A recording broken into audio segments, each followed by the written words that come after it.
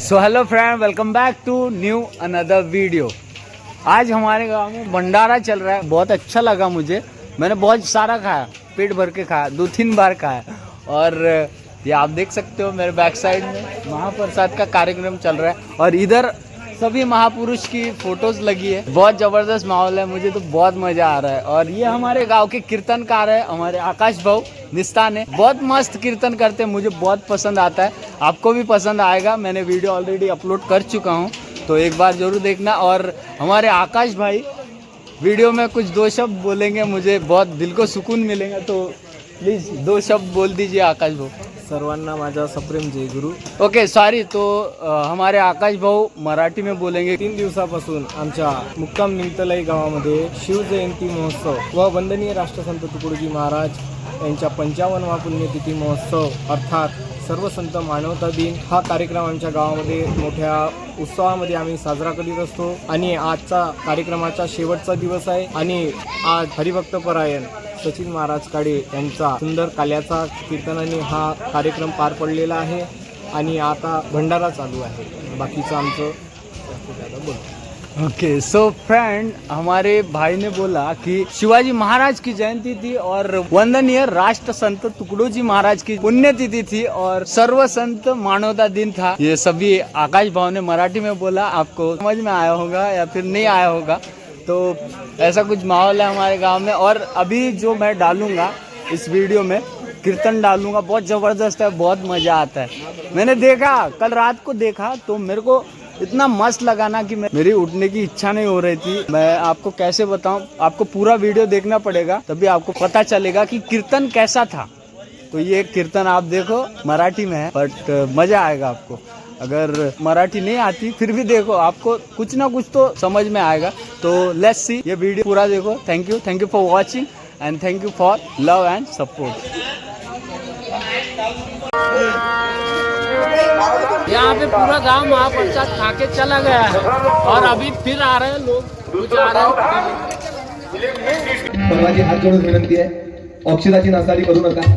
कारण दरवर्षी या लग्नाच्या माध्यमातून कितीतरी टन आपल्या देशातल्या औषधा बाहेर जातात, फेकल्या जातात, काहीच काम राहत नाही। आम्ही जर शेतकऱ्याचे पोरं असू तर अन्नाचा अपमान करून चालणार नाही। पण तुम्ही म्हणाल सावधान म्हणतील तेव्हा काय टाकायचं, तर फुलं टाका। कशासाठी फुलं टाका? फुलं जर आम्ही वापरलं तर 2 गोष्टी होतील। एक, कार्यक्रमामध्ये सुगंध दरवळेल आणि दुसरी म्हणजे शेतकरी जर फुलाची शेती करतील तर त्यांना योग्य मोबदला मिळेल।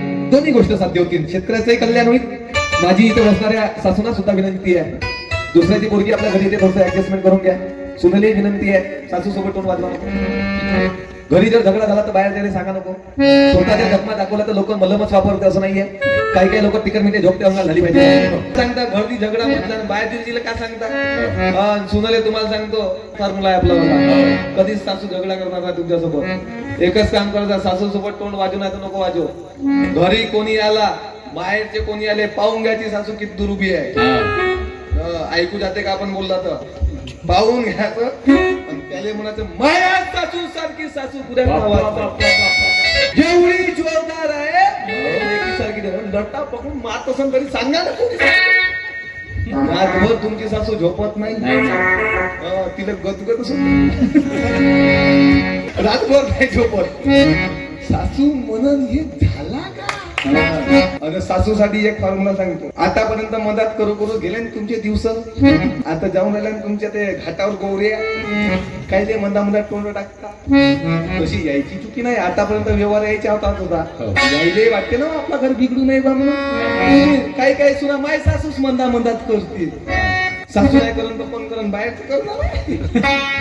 सांभाळून घ्या। तुम्हाला सांगतो, झालं आता आयुष्य काही नाही। नातव पाहायचे, खावायला भेटते, दाबाचं मस्त मस्त घुमायचं सकाळी सोबत। सकाळी मॉर्निंग वॉकला जायचं, संध्याकाळी झाडझूड करायचं, 1-2 कामं करू लागायचे। आणि सुनाच्या चेहऱ्यावरून कधी कधी कामं केलं, दमली तकली जायची, बाबा म्हणा मस्त काम केली तिला वाटते थोडसा आहे का नाही? कारण लग्न अशी गोष्ट आहे, तुम्ही किती म्हणाल माझ्या सासऱ्याने काय दिलं, यानं काय केलं, त्यानं काय केलं, जगायला काय झालं तर सासऱ्याच्या डोळ्यामध्ये पाणी नाही येईन काय? येईन का नाही येईन सांगा. सासू जर काय झालं तुमच्या डोळ्यात पाणी नाही येईन का? येते. कारण लग्न अशी गोष्ट आहे का दोन फॅमिलीचा बंधन एका ठिकाणी होते. आणि लग्नाच्या वेळेचा प्रसंग पहा, माय बापाला एवढी चिंता राहते रे, 2-2, 3-3 वर्षाच्या पहिलेच पोराचं लग्न कसं होईल, पोरीचं लग्न कसं होईल, टेन्शन राहते. बाप किती पेणारा असेल तरी पण निर्वेशनी जवाई पाहिजे म्हणते का म्हणत म्हणते. बापाच्या डोळ्यामध्ये लग्नाच्या वेळेला पाणी येते, भावाच्या डोळ्यामध्ये लग्नाच्या वेळेला पाणी येते. तो प्रसंगच वेगळा राहते. आठवणीची ठिकाणी गंगा यमुना अश्रुधारी, गंगा यमुना अश्रुधारी. कही बदला मंडप सारा, कही बदला मंडप सारा. नेसली माहेरची साडी, नेसली माहेरची साडी. आणि म्हणून दोन परिवाराचं मिलन म्हणजे लग्न, दोन विचाराचं मिलन म्हणजे लग्न आहे. सांभाळा एकमेकांना, सांभाळून घ्या, कोणाला त्रास देऊ नका, गैरसमज निर्माण करू नका, एकमेकांचा विचार करा. खरं तर आम्ही या विचारासोबत कनेक्ट होणं महत्वाचं आहे. हा विचार जर आपल्या डोक्यात घरात असेल तर आता ग्रामगीत वाचा, शिवचरित्र वाचा, आम्हाला प्रेरणा देतात पुस्तकं. बाबासाहेब आंबेडकरांची घटना वाचा. काही काही बाया म्हणत असतील हा बाबासाहेब म्हणते, हा का बौद्ध होय का? पण हे कोण भरलं आपल्या डोक्यात तर माहित नाही का बाबासाहेब फक्त बौद्धच आहेत म्हणून. बाबासाहेबांना सर्वांसाठी काम केले समजून घ्या.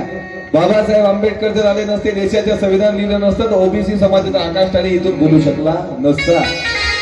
बाबासाहेबांची कृपा आहे. महिला मंडळी काय ताकद हो तुमची इथं बसण्याची. बाबासाहेब आंबेडकर आले नसते, क्रांतिज्योती सावित्री माता आली नसती, लेकीले जर शिकवलं नसतं तर तुम्ही शिकू शकल्या नसत्या. आताही जोजो रे बाळा जोजोच म्हणत राहिले असते, नाही बसू शकले असत्या कीर्तनात. ही ताकद दिली बाबासाहेब आंबेडकर. हे दोन राजेबा यांचं नाटक असं आहे, आम्ही जाती जाती धर्मामध्ये विभागणी केली. विभागणी या देशामध्ये इंग्रज आले, या देशातल्या इंग्रजांना सुद्धा आपापसामध्ये आम्हाला वाटून या देशावर राज्य केलं. आता देशाच्या का वाटण्या नाही होऊन राहिल्या म्हणते, देशाच्या धर्मावरनं जातीवरनं वाटण्यास होऊन राहिल्या. पण या विचारानं कुठं वाटण्या केल्या?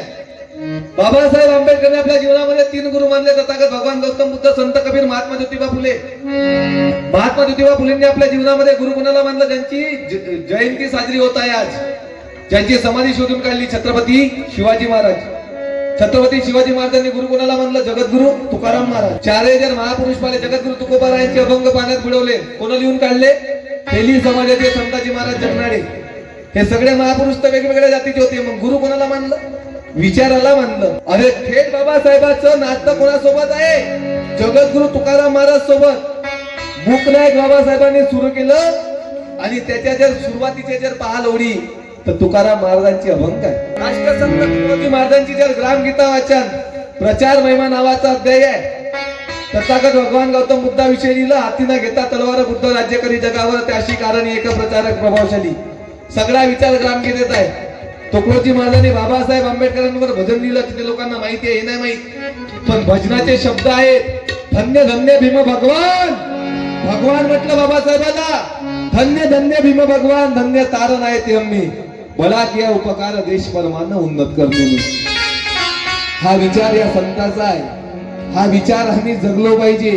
हे संविधान जो विचार छत्रपती शिवाजी महाराजांनी आपल्या राज्यामध्ये केला, गोरगरिबांना न्याय दिला, दिलं की नाही दिलं? महिलांची किंमत केली की नाही केली? महिलांची हक्क बाधित ठेवले की नाही ठेवले? ठेवले. संविधानाच्या माध्यमातून तेच हक्क आम्हाला बहाल केले, इथल्या गोरगरिबाला, कष्टकऱ्याला आणि महिलांना सुद्धा बाबासाहेब आंबेडकरांनी घटनेच्या माध्यमातून तो अधिकार दिला. हे दोन राजे कसे पाहते? छत्रपती शिवाजी महाराज आणि दुसरे डॉक्टर बाबासाहेब आंबेडकर. दोनच राजे इथे गाजले,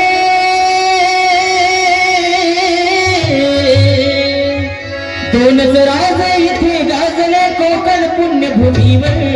दोनच राजे इथे गाजले कोकण पुण्यभूमीवर.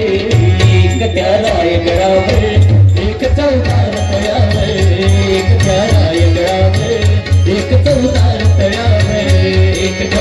रायगडावर एक चौदार तळ्यावर एक त्या रायगडावर एक चौदार तळ्यावर रायगडावर शिवरायांचा राज्याभिषेक झाला हो राज्याभिषेक झाला हो राज्याभिषेक झाला दलितांनी दलितांचा राजा महारी घोषित केला हो महारी घोषित केला हो महारी घोषित केला असे नैबनी दोन शोभले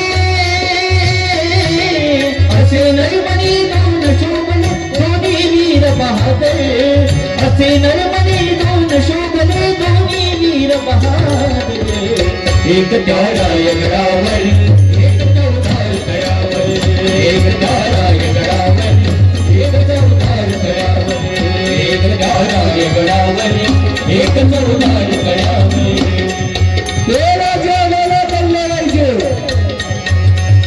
आम्हाला काय निर्माण करायचं आहे जेवढेही संत आहेत संताची शिकवण एक आहे आम्हाला ते समजून घ्या सबका मालिक एक तेरे राम अनेक तू एक परमात्मा एक सगळे आम्हाला हे तत्व समजून घेता आलं पाहिजे वेगवेगळ्या लोकांनी काहींनी निर्मिक म्हटलं काहींनी गुरुदेव शक्ती म्हटलं काहींनी देव म्हटलं काहींनी निसर्ग म्हटलं समजून घ्या सेवेत किंमत आहे सेवा करा तुकडोजी महाराज म्हणतात सेवेने अंगी सामर्थ्य ते जे बोलाल ते घडते हसते परसते होते जाते काम करायची नुसतं बोलून काही होणार नाहीये